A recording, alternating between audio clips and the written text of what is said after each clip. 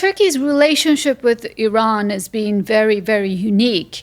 These two countries, I'd say, are frenemies, but historic rivals. They've shared the same border. They've had the same border since 1638, and after decades, almost a century of on and off wars between the Ottoman and Safavid empires. 1638. Ottomans and Iranian Persian Empire signed a treaty. And to this day, they've pretty much stuck to the main principles. That's really remarkable. I think it's one of the oldest borders on planet, but also the fact that they have agreed back then and continue to believe that they will not interfere in each other's domestic affairs. You're talking about the region's foremost Sunni power and Shia power, right? No interference in each other's domestic affairs and no direct war.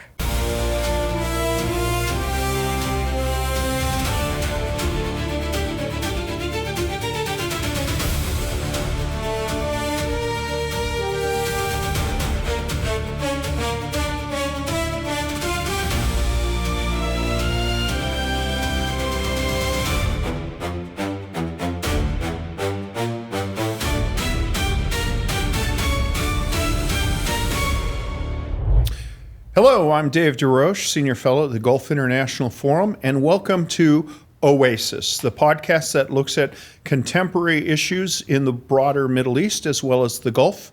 Today, we have our first guest from Turkey. Her name is, and I was so fixated on saying Aydıntaşbaş that I forgot Asli. your first name. I'm going to help you, David. I got the easy one. Asli Aydıntaşbaş. Thank you.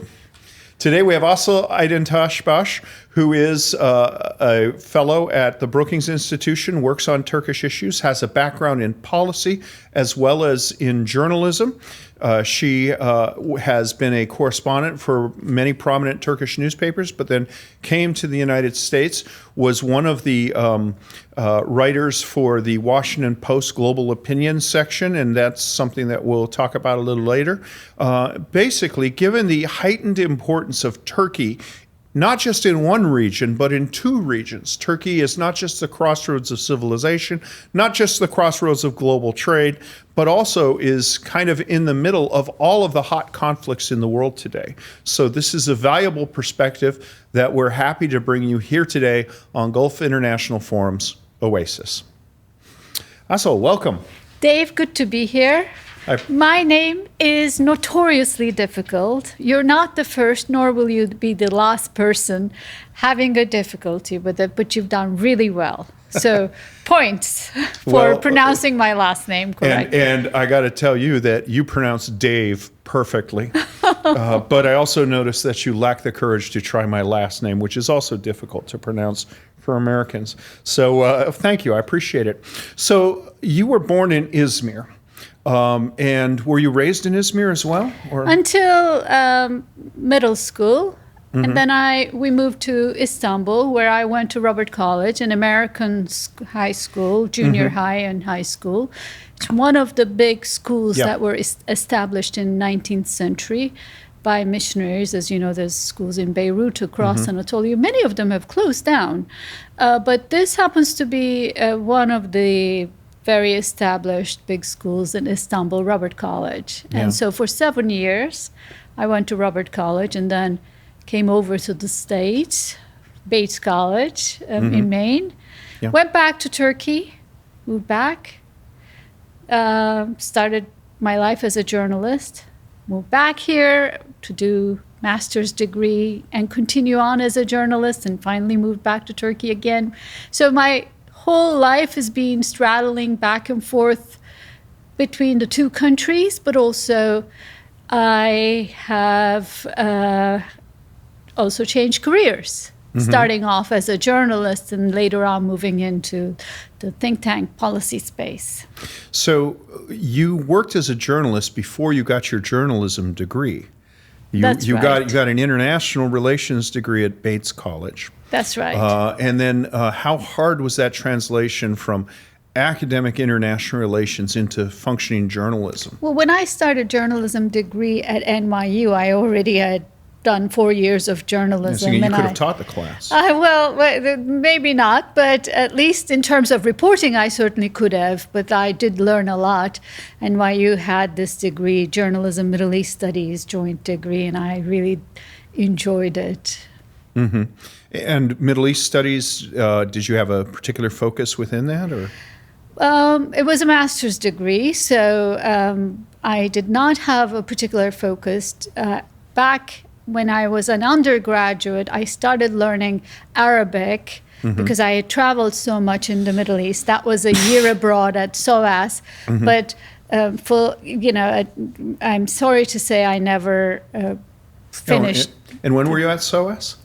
I have to think the years. It must have been 92. Okay, so I left SOAS in 1990. Okay. So I just missed you there, unfortunately. Exactly. So SOAS, the University of London, formerly called the School of Oriental and African Studies. I guess now they call it SOAS because you can't use the second word in that. Which that's I knew there was something about you that I liked instantly. Familiar, maybe we've run into. That gets us in on it. Well, so you've built an intersection, a career at the intersection of journalism, policy analysis. And you're dealing with a country that's also at an intersection. The question is always, is Turkey a European nation? Is it a Middle Eastern nation? Is it a Black Sea power? Is it a Mediterranean power? Is it a solver of the world's problems? For example, the huge burden of Syrian refugees, or is it a source of problems? Things like that. So do you see a parallel there? Is that something that... Yes, in a way I do, because Turkey is a creative place. It's also a chaotic place. As you say, it straddles different worlds. In the past, it used to be called bridge. Now they don't like that, but they say crossroads. But the same concept, basically, when you're in Istanbul, and I grew up in Istanbul, you're in East and West and Asia and certainly Middle East and Europe simultaneously. It is a city of contradiction, Ottoman, Byzantium, but also the modern republic, which has a very different tenor.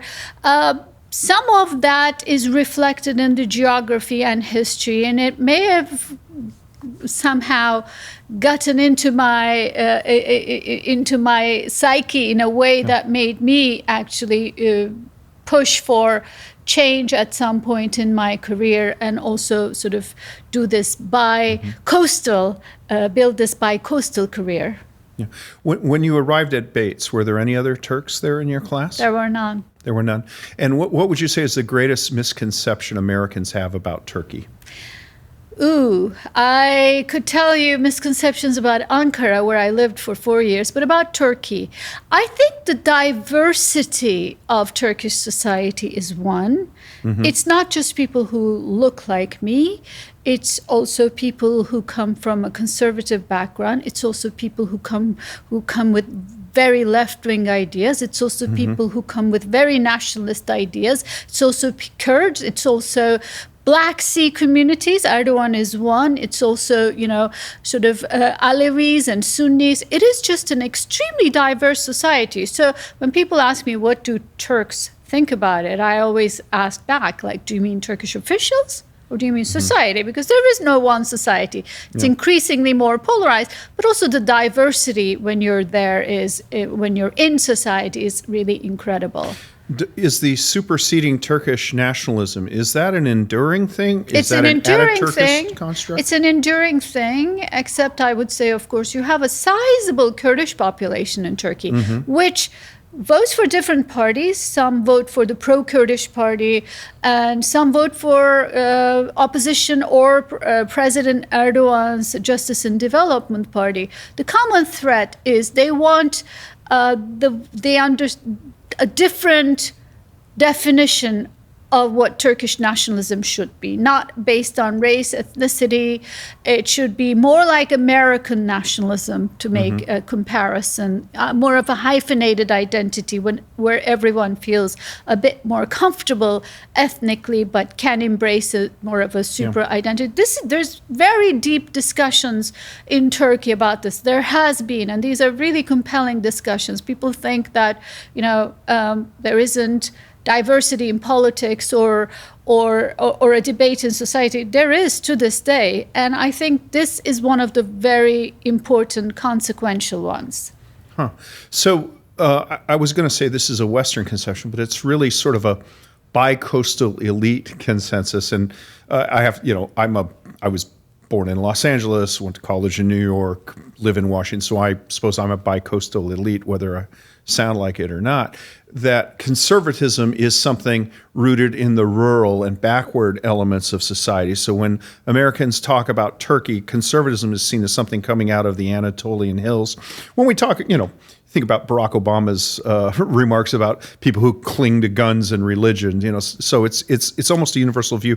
Is that a stereotype? Or it really doesn't apply anymore to Turkey. I think at some point back it used to, but at this point, it's a very urbanized society, and it used to be that conservatives in urban areas were actually people who did come from the countryside, but no longer the case. You now have second generation and third generation. Then they're not necessarily by all means supporters of President Erdogan. All these fault lines in Turkey have changed over the past 10 years, very starkly, but past 20 years. So the fault lines in Turkish society, we're talking about 90 million people, right? Alevi versus Alevite, or Alevi versus Sunni, secular versus secular versus conservative, leftist versus right-wing.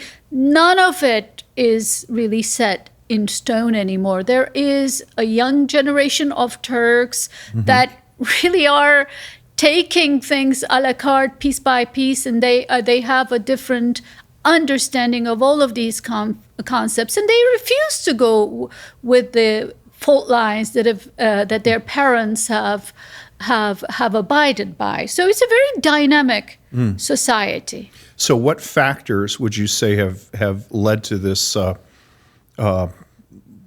these changes over the last 10, 20 years? Urbanization, education certainly is one. I think, for example, just a fact, the biggest Kurdish city in Turkey is Istanbul. Yeah. It's also the city that has the most, where Syrians are concentrated as well. It's also the city that has the highest vote for secularists and AKP. It's also the city where opposition has been ruling since 2019. So there's a lot behind the headlines in Turkey that is important. I think that urbanization inevitably means women entering workforce, whether they come from conservative families or not. So it's no longer the case that if you wear the headscarf, if you're pious or come from a conservative background, you're not working and you're a stay-at-home mom. It is very different now. I think there's sort of everybody's committed to some type of maintaining some type of a living standard in Istanbul, whether they like it or not. So you are seeing education levels go up. You're also seeing online presence very big. And I think that despite the image it has, there is a very lively debate inside the country. Right. It's loud, it's polarized, but it's there. And the role of Ataturk and the Ataturkian ideal, how have you seen that change in your professional lifetime? It's changing in much the same way, it's changing in India, right? The idea of Gandhi is no longer, it doesn't mean the same thing to younger generation of Indians. So there has long been this idea that the founding generation of the Republic came from Ottoman officials or people who came from the Balkans, largely, but not exclusively, but largely. This was a very big socio-economic group in the foundation of the republic, and they had certain ideas about the direction of the country, that it should be independent, but it should also lean westward, at least in terms of lifestyle and things. Well, those ideas are also changing because the sociology has changed.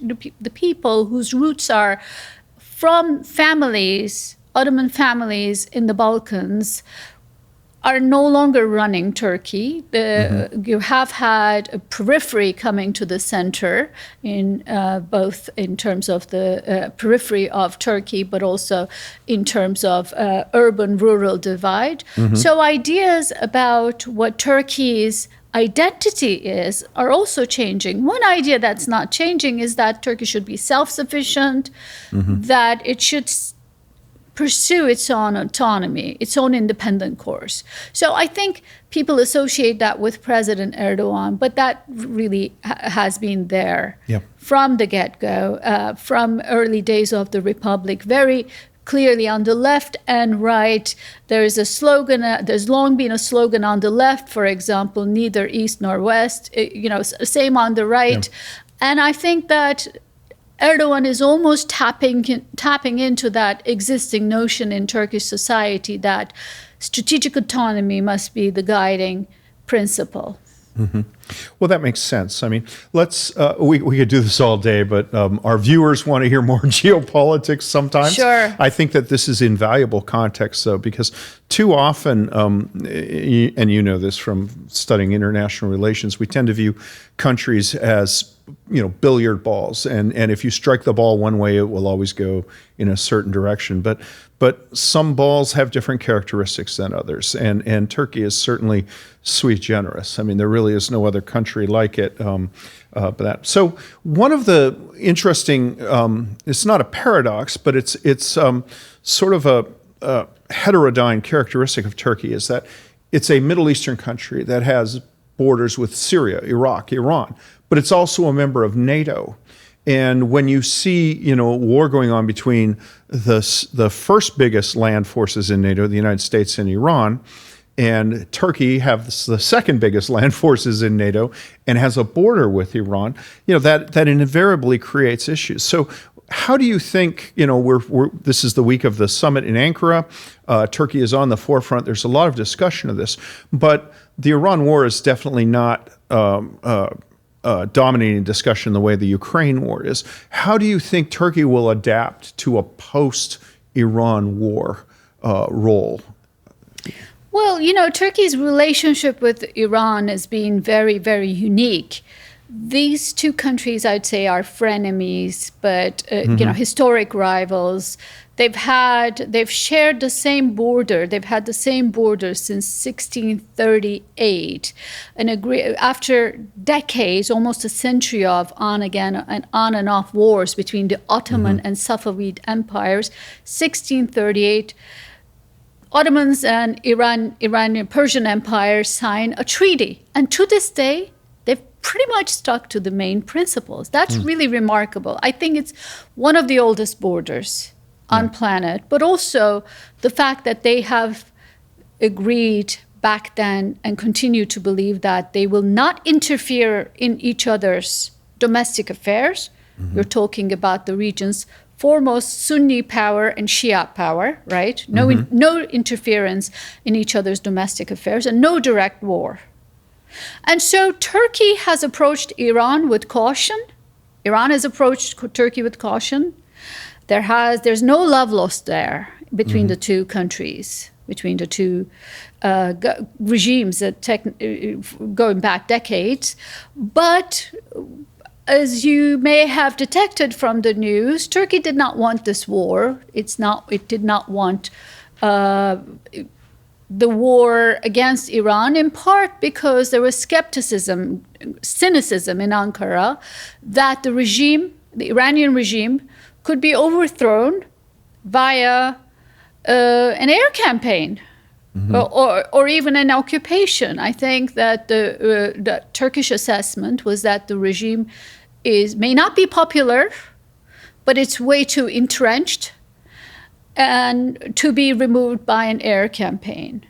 And I think there is a sense that they feel somewhat vindicated, and they stayed out of this war. They've done what they can in terms of mediation. This is not to say Turkey's been happy with Iran's activities in the region. It's proxy warfare in various countries, including Syria, including Iran. Turkey was on the receiving end, if not a direct opponent in these campaigns. Iran and Turkey has effectively fought a proxy war in Syria. Iran's proxies continue to destabilize Iraq to this day and have been for the past decade. And of course, Iran's nuclear program has been a problem to Turkey, even though it's under the NATO umbrella.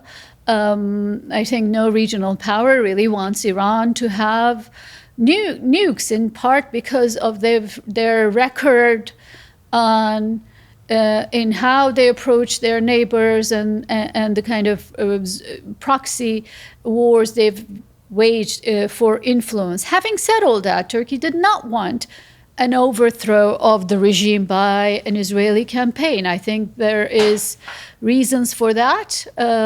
Because they didn't think it would lead to stability. It would lead to a situation in which there would be perhaps a civil war or implosion in Iran, refugee flows, disruption of trade and everything, but also because Turkey sees Israel as a destabilizing force at this point. I mean, it's no secret. Turkish foreign minister has on a number of occasions said directly that Israel was the biggest source of instability in the region. And I think that sentiment has now become widespread, at least in Turkish society. And that's not just based on, it started with Syria, for sure, a country where Turks really want to see stability. Turkey wants Syria to have a chance, to have a fighting chance, in the words of President Trump. And, it used to be that Iran was destabilizing Syria. Now Israel's moves are seen as destabilizing. And so add to that what's happened in Gaza and what's been happening in Lebanon. I do think there is a sense in Turkey that Israel is the opposite of stability for the region, that its effort to secure its own for its own security by mowing the lawn, as Israelis say, by having freedom of action, militarily dominating its neighbors, is instilling a level of instability. Essentially, Turks want a stable region more than anything else. Do you see the possibility for, say, some sort of division, sort of spheres of influence in the Levant between Israel and Turkey? Yes and no. I mean, yes, Turkey does have a huge amount of influence, and this question always comes up with Syria. Should Syria be divided? But who's to divide what? Syria is its own country with an agency and now a government in place and a strong president and a society that has fought a nasty dictatorship for more than a decade. So they don't want Israeli control or Turkish control. Now, having said that, Turkey does have influence over Syria, that's for sure, is trying to build also economic influence. But Turkey does not run Syria. When you hear some U.S. officials talk about it, it's as if Turkey controls Syria. Turkey has an ambassador and said, has an economic interest, but it's a powerful neighbor, but it does not run Syria by any means. Let's shift a little bit. So going back to the war with Iran, one of the sometimes forgotten things is that Iran fired ballistic missiles at Turkey in the course of the war. They were both intercepted, and that famous picture showing the missile fins sticking out of the ground were actually in Turkey. It raises a question of integrated air and missile defense. Turkey is part of NATO, but NATO's area of operation is focused historically not towards the south, but towards the east and the north, I guess, for Turkey, facing Russia.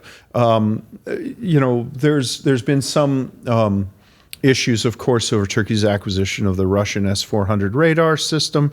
But there remains a very important NATO base at Incirlik. How does Turkey balance the challenges of integrating with its partners and allies into a modern air defense system, given both the interests, the commercial interests, as well as the variation of threat? So Turkey has had a major military modernization drive for the past several decades. It precedes President Erdogan, but it's really peaked lately with its advances in drones. Where it needs modernization, where it needs updates, is two issues. One is, of course, air defense, interceptors, and the second is its fleet, its air force is aging and does need modernization, updates, hence the desire to buy F-35 fighter jets from U.S. Now, both of these issues have been impaired, hampered, have been blocked by the presence of a U.S. sanctions package on Turkey because it bought, back in 2017, Russian-made air defense systems called S-400s. It wasn't the right decision. I think it was a miscalculation, which pretty much happened in the post-coup atmosphere. That was a very unique moment in Turkey. Psychologically speaking, everybody was angry at the United States for the relationship with the Gulen movement because of the criticism that was coming on because of the U.S. relationship with SDF, pro-Kurdish forces in Syria. So the purchase of S-400s, which again was a mistake, but it was a product of that particular mindset in Turkey at the time. And it was really celebrated. It was celebrated in Turkish society. People like myself criticized, and I had to shut up because you would get so much pushback on social media. Do you want us to be basically lackeys of United States? Why don't you want independence? Well, I was saying it's a NATO country with a military part of a military system and basically a defense industrial base that is primarily integrated with NATO. So why are we buying S-400s?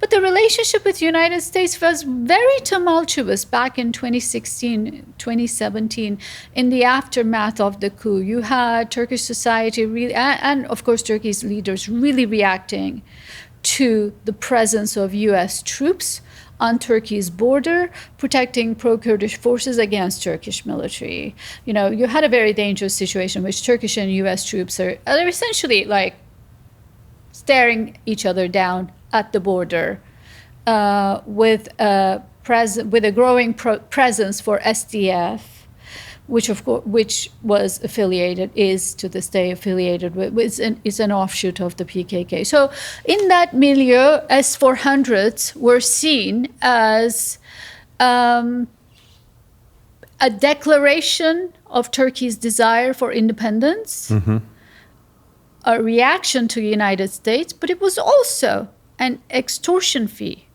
on the part of Russians in order to allow Turkey to operate in Syria.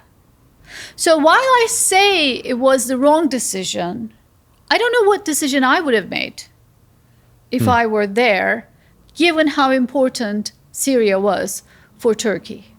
Yeah. So recall Turkish fighters, F-16, American-produced, shot down Russian aircraft that had momentarily strayed over Turkish airspace from Syria. 2014, end of 2014. Right. So you think that the S-400 sale was perhaps a make-up call for that as well? For sure. Really? And also Russia, don't forget, Russia controlled Syria's airspace at the time. 2017, United States is siding with SDF, and the primary purpose of CENTCOM was to keep Turkey out of Syria. And the rest of it was controlled by Russia. The airspace is controlled by Russia. You had Turkey. I think it must be. I think Turkish leaders felt they had to drive a wedge between U.S. and Russia and prevent the emergence of a Kurdish state in Syria. Now, I think Turkey should have a far more liberal outlook on the Kurdish issue. That's a different conversation. Right. But when it comes to immediate security issues and the mood at the time in Turkey, I think that there was a decision to work with Russia, which was far stronger back then than it is today, and controlled Syrian airspace. Turkey could not operate in Syria without a permission from Russia. Hence the beginning of an Astana process, a process between Turkey, Iran, Russia, which was not a club of friends or allies. It was a teeth-clenching, jaw-clenching gathering where these three powers on opposite sides of Syria negotiated, tried to establish a modus vivendi. And that's how Turkey entered into the Syrian equation. Okay. So at the price of pushing out the United States, I will say. But the other option was not available. So the one factor in Syria at the time that you haven't mentioned was Daesh, ISIS, which was involved in there. And in the United States, that's what we cited as our whole reason for our involvement in Syria, that the United States does not want to go in there. How does the Turkish perception of Daesh differ from that in the West?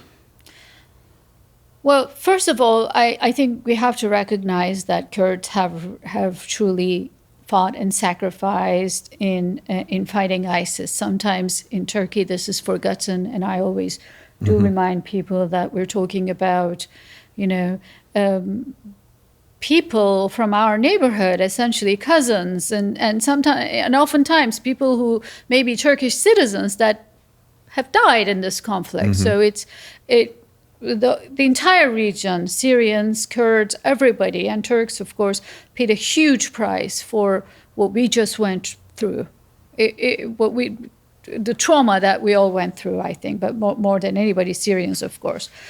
But in Turkey, ISIS was seen as a threat, for sure. It's anathema to what Turkey represents. On the other hand,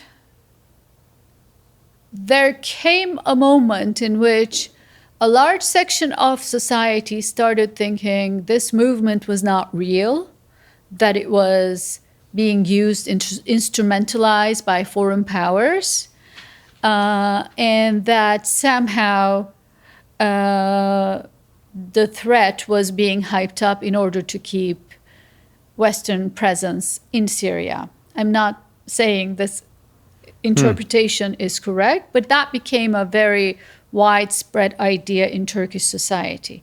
Eventually, Turkey established some sort of a modus vivendi with the chaos outside of its borders. That is to say, live and let live, don't come here, I won't go after you, and protected its own security and citizens. It is very tempting to say, why didn't Turkey actually go in instead of Kurds and fight ISIS? And I think they did do that in some instances when they had to. But at the end of the day, every country is responsible for protecting their citizens. And I think that it was far easier to contain and isolate ISIS than to engage in a forever war with them, which United States then did, along with Kurds, and defeated ISIS. But it was quite a difficult ordeal for Turkey because of the proximity and fear that a very prolonged fight with Turkey directly involved in the fight would mean bombs blowing up everywhere in Turkish cities. That just was not something Turkish society wanted, exhausted after decades of internal Kurdish war with the PKK. So this would have been seen as a second sort of rural or urban insurgency on lines with the PKK battles of the 70s, 80s, 90s? I mean, let's not forget how dangerous this organization was, blowing things up in Paris and across Europe, and also gaining sympathy in diaspora communities. Given the number of Syrians and refugees in Istanbul and Turkey, across Turkey, I think, yes, there was a danger that Turkey has been on the receiving end of plenty of ISIS attacks, including, I believe it was 2017 New Year's attacks at a nightclub in Istanbul. So over years, you had dozens and dozens of people who died in big and small ISIS attacks. But combine that with the fight with the PKK and the sort of the terrorism that was part of that process, and decades of basically exhaustion. Yeah. Well, no, I certainly understand that. I had been in Sarajevo, the deputy at the Office of the High Representative to Ambassador Roger Short, who was later the British Consul General in Istanbul and was murdered by Al Qaeda. In the car bomb, by Al Qaeda. And certainly we've seen Daesh. A lot of the Daesh people wore an Al Qaeda hat earlier on in their life. So that capability is a very real one. So also, I will also say that when you had the formation of HTS on Turkey's borders, and with a Turkish understanding that maybe we need to find a way of living with these people instead of constantly going after them, because maybe there is a way of de-radicalizing these movements. That idea gained ground in Turkey, certainly among the elites. It wasn't something opposition or Turkish secularists liked. But I think that within the bureaucracy, certainly national security bureaucracy, there emerged this view that maybe Turkey needs to learn to live with the more radical, more Islamist communities beyond its borders, just as there are very conservative communities in pockets of Turkey. And so hence the relationship with HTS was a model, a trial, a test. And then throughout the years, it did turn out that HTS in Idlib, as they were rooted in Idlib, became more and more pragmatic as they developed. It was a work in progress for a while, but the interaction has certainly helped their evolution. And then, you know the rest of that story and where we are today. Okay. Well, certainly Syria turned out well. I mean, that is a... If it weren't for Turkey willing to give this experiment a chance in Idlib, Syria would still be run by a miserable dictator. Well, it's... nothing succeeds like success. It's always better to argue counter positives and counterfactual cases from a position of success. We just had, as you said, the NATO summit in Ankara. I was thinking of previous NATO summits. I've covered as a journalist the 2004 NATO summit. All we talked about for years in these NATO summits in Riga, in the Baltics, and here and there was terrorism, war on terrorism, this and that. And looking back, what has it gained societies in the West or over there in the Middle East? I think this is part of the reason we're seeing such a resurgent movement on the left and right in this country, for sure. Many veterans of the war on terror are now questioning U.S. policies. and things like incubation, because some of this is a reaction to societies being deprived of a good governance and legitimacy and certainly representation. And I think we have to sort of revisit some of these ideas at this point. Yeah. I am very, secular critics of the government don't like it when I say this. And understandably, I understand, but we cannot push a secular governance on every government. We can hope for pluralism, representation, equality for minorities, and even democracy. But we cannot push these societies while we deprive them of representation. Yeah. Well, it's a challenge. I mean, I think the dilemma for me was encompassed in the during the NATO operations in Afghanistan. Do you crack down on the opium trade?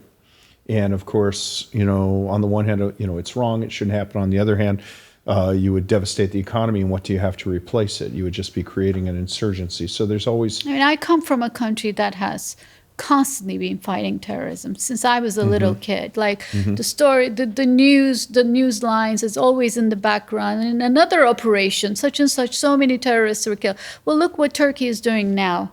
Yeah. Trying to negotiate a peace deal with the PKK. I think that's the right course. It's a risky one politically. Turkey has tried it before. It got to a place and then it all went back. It's trying again. I do think we need to think in more counterintuitive, out-of-the-box ways when we deal with uprisings and in these societies. Do you think that that this is only Nixon can go to China moment, that only Erdogan right now, could yes, make a deal with PKK? I do think so. He's at his strongest, for sure. And it is a risky gambit even for Erdogan. Hence the caution and the slow walking. He's not moving as fast as some people would like him to. But I think it's going to be a legacy building issue. And PKK was founded in 1978, had its first major, raid in 1984.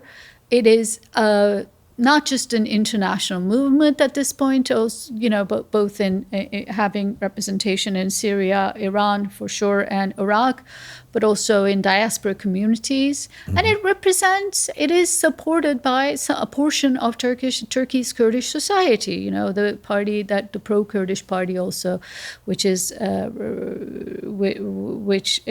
supports peace talks, receives something like 10% of the vote in each and every general election.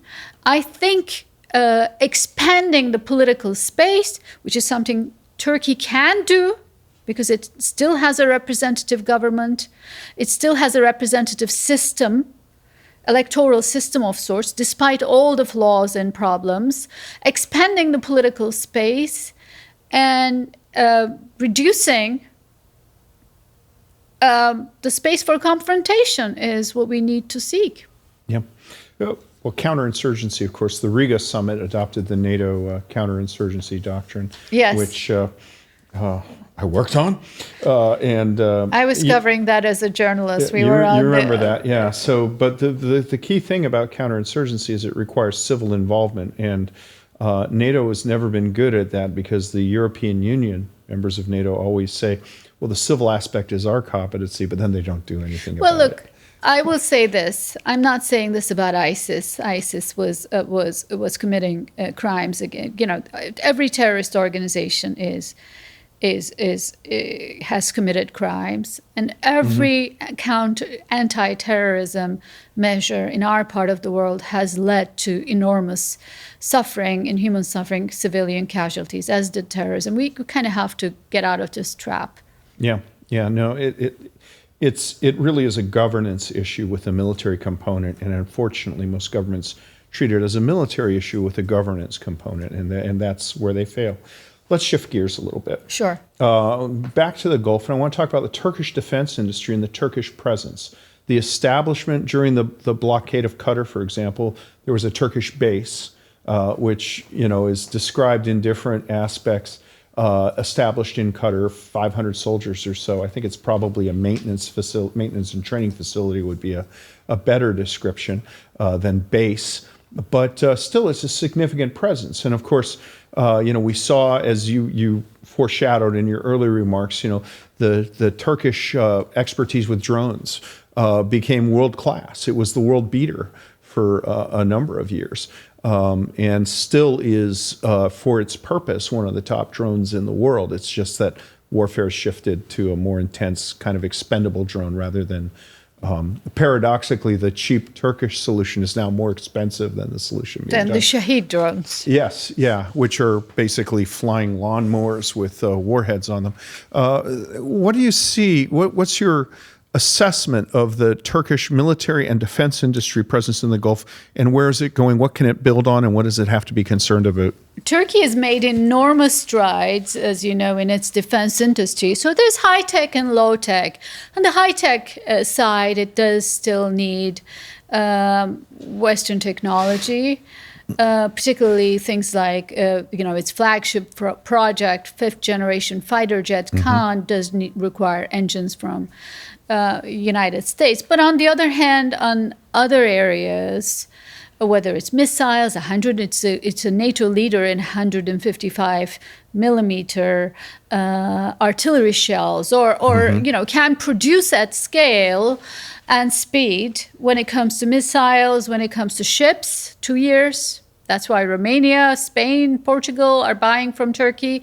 Definitely has a sort of interesting scale when it comes to the different portfolio it has, from training jets to tanks and armored vehicles and gear and so on and so forth. So it is positioning itself as a defense exporter to not just the Middle East and the Gulf, but of course to Africa and some countries in Europe as well. The question is are these individual deals, or can we build something bigger than defense sales and on top of all this? In other words, is there going to be a regional defense architecture, much like NATO? Countries in the region do feel insecure. Sometimes they feel insecure because of each other. In the Gulf, or Iran, or Saudi Arabia, certainly Turkey, Israel, there is rivalries and there is insecurity, even among GCC states. So the one obvious way of dealing with this is doing what Europeans have done after World War II, which led to enormous suffering, and but in the end created a defense architecture with the United States at the helm.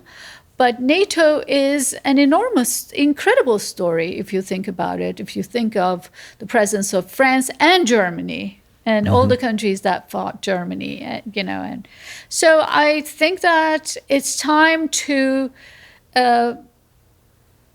for Turkey to start thinking of building something like this. United States could still be the United States in this story, helping build this infrastructure in much the same way it did with NATO. And they could still deal and, continue on with the defense industrial cooperation. But at the end of the day, what we do need is an architecture that in the end will have to, it might start out with Turkey, Gulf states, Egypt, of course, but in the end would have to somehow involve Iran, if it doesn't want to be the Russia of that equation, and Israel. We're very far from that point today, but the fact that it looks too far doesn't mean it cannot happen. Yeah. Well, let me amplify one thing you just said. So in industrial age warfare manufacturing. Turkey is among the world leaders. You mentioned 155 millimeter artillery shells. The U.S. Turkey. Army had one factory, the Iowa Army ammunition plant. And when we looked at Ukraine, we realized we don't produce enough artillery rounds. The solution was to basically buy a turnkey Turkish factory and build it in Texas. So exactly. So I was just in Europe last week. I saw Germany doing the same thing, and also considering a more pragmatic relationship with Turkey when it comes to defense industrial cooperation. Yeah. Turkey is not the world's top weapons exporter, but it is, as you have said, it's made enormous strides and now a leader in some areas. But more importantly, I think, it has an industrial manufacturing base that would allow it to produce faster and at scale as Europeans are struggling to ramp up their own production. So if you were to have that synergy, not only would it help Europe rearm itself at this point, as United States is pushing them to do and as they need to do, but it would also help the Middle East countries, because Turkey, this is where we started our conversation, has this dual identity. It's both European and a Middle Eastern country. So what can Turkey offer, say, the Gulf states? Norinco in China makes 155 millimeter artillery shells, Taxila Heavy Industries in Pakistan, as well as the traditional Western suppliers.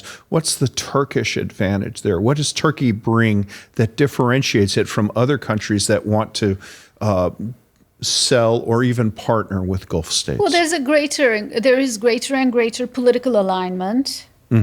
China would sell anything, but it does not get involved. It's not a political player. It does not want to get involved in Middle Eastern affairs. Turkey is not too far from Gulf states in terms of how they approach the region's policies. They're not on the same page with UAE on every issue, of course. There's differences on Horn of Africa or Libya, but less and less, because the normalization drive that started in 2021 has made huge strides. And so there is greater conversation and dialogue with Saudi Arabia, with Egypt, and of course, even with UAE. But I will also say it's also Turkey's own military might. We are talking about a big military and a big population, and a country that has a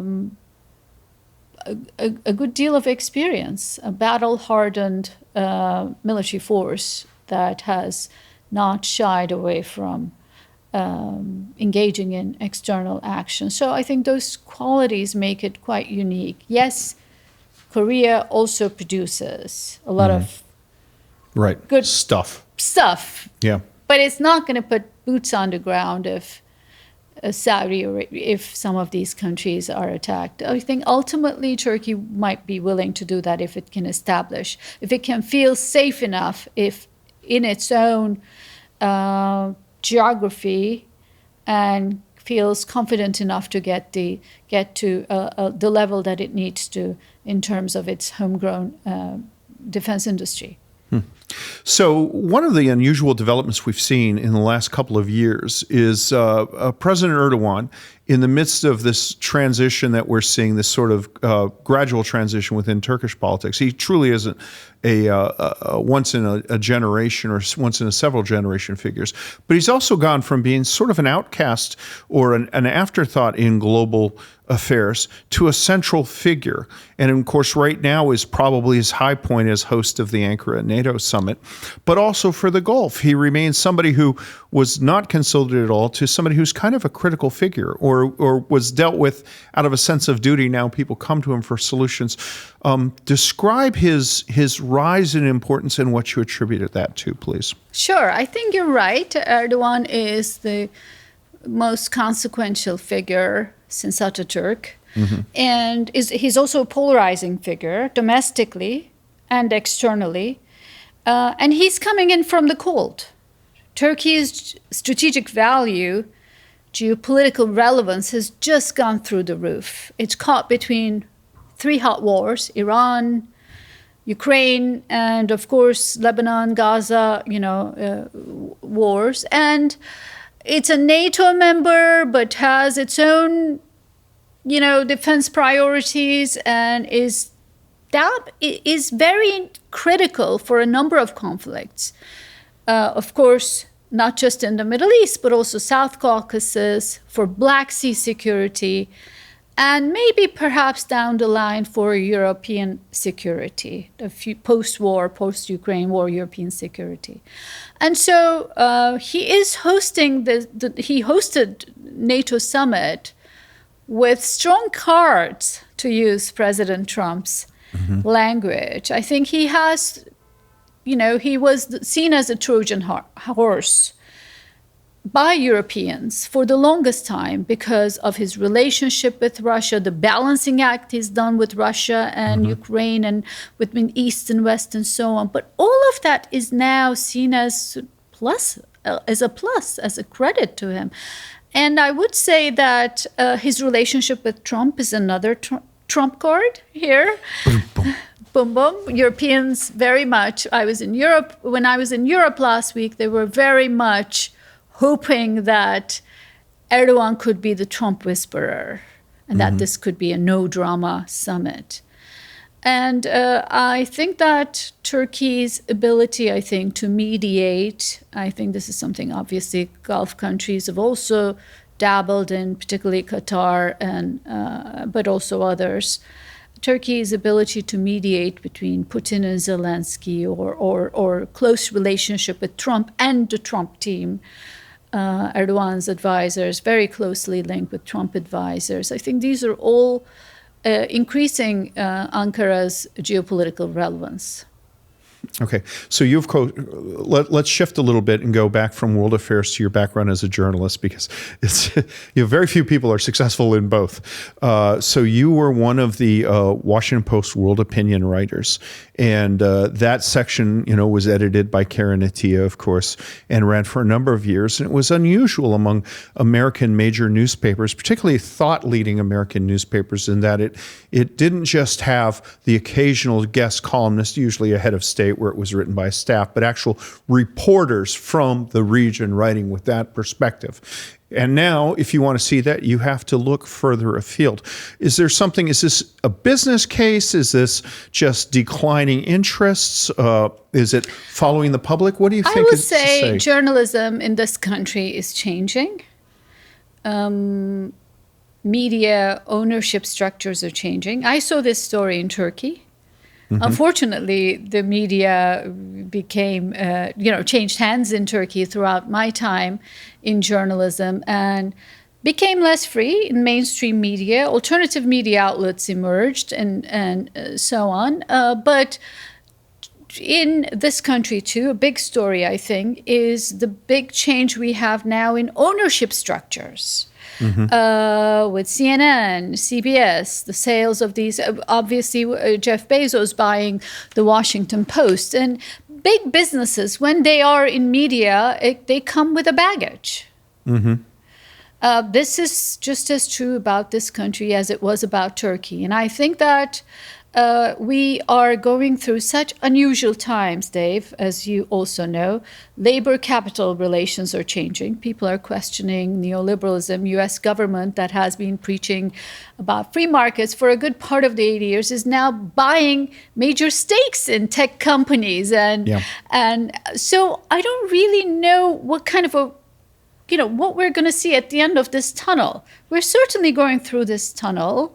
The criticism of neoliberalism on the left and right, I think, is going to mean something. We have the far-right parties rising in Europe, and some sort of a more permissive structure when it comes to media ownership and what media owners can demand from their journalists. The idea that journalists are waking up every day free to do what they want is changing in a lot of countries.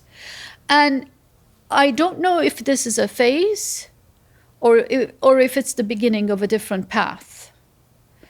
But we have to see, because it does seem to me that in the end, the great power competition with Russia and China will inevitably be back, and it would be very hard for the West to fight that if it wasn't committed to full democracy, media freedoms, and minority rights, and so on and so forth. These values that had pretty much made up much of the American, the American psyche, and played a big role in the American psyche for a good part of the past half a century. Mm-hmm. And so what would be the 2 or 3 media sources that you would recommend our listeners and viewers check into to get a perspective that they wouldn't get from this increasingly corporatized media here in the United States? Well, I listen to a lot of podcasts, but I just sometimes go into YouTube and listen to very interesting sort of young broadcasters, influencers that end up getting interesting interviews or interesting viewpoints.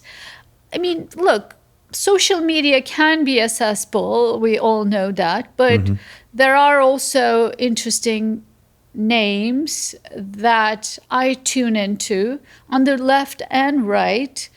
I like listening to, Pod Save the World. Occasionally there'd be something interesting on Tucker Carlson that I might listen to. I, of course, read the New York Times and Wall Street Journal. But increasingly, I think because there's so much out there and so much chatter, increasingly I find it more useful to go back to history and history books and sort of, both to clear my mind and polish what I know or don't know, but also to calm this frenzy a little bit, seeking solace. Well, there's a in comfort history. in perspective. Exactly. But on that note, your source for news, which you should check every day, is the Oasis Podcast. We want to thank our distinguished guests for coming here and broadening our perspective a little bit beyond the Gulf to include a country that, let's face it, it's going to be critical in the development of the region and beyond. I'm Dave DeRoche. This is the Oasis, the Gulf International Forum's premier podcast, and I'll see you next week at the Oasis.